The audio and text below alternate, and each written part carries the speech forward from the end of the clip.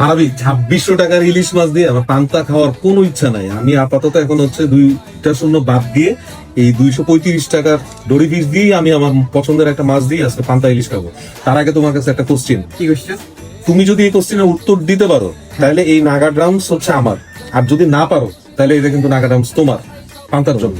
Okay. ওকে, এটার নাম হলো পান্তা ভাত। তো এটার ইংরেজি কি? ভাই আপনি হয়তো ভুলে গেছেন আমি কিসের স্টুডেন্ট।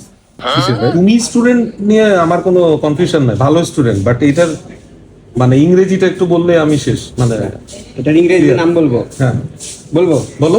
বললে তো এটা খাবেন আপনি। হ্যাঁ হ্যাঁ অবশ্যই। আচ্ছা, এটার ইংলিশ নাম হলো ওয়াটার রাইস। ওয়াটার রাইস, হ্যাঁ ভেরি গুড ভাই, দুঃখেই আমি খেয়ে নিই।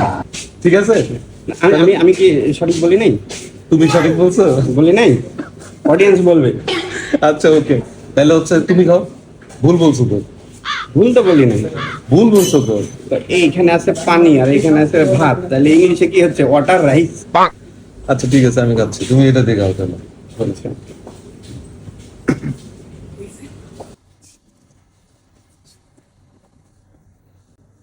বাঙালি উপায়ে পান্তা খাওয়ার আরো অনেক উপায় আছে, আপনি আমার কাছ থেকে এগুলো দেখতে পাবেন। আপনি আমার সাথে থাকলে এগুলো শিখতে পারবেন।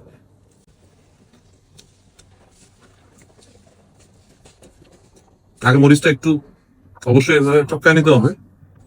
মরিচটা দলা দিয়ে লবণ আগে নিছি, তারপর আর একটু লবণ দিলে মজাটা একটু বাড়বে।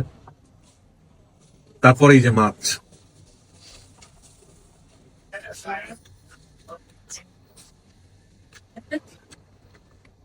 কি ভাই শুরু করবো আমিও? হ্যাঁ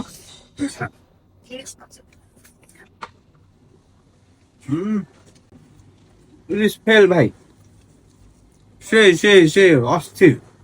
সত্যি করে বল, সত্যি। খরচ বাঁচানোর একটা নিনজা টেকনিক শিখাই দিলাম না?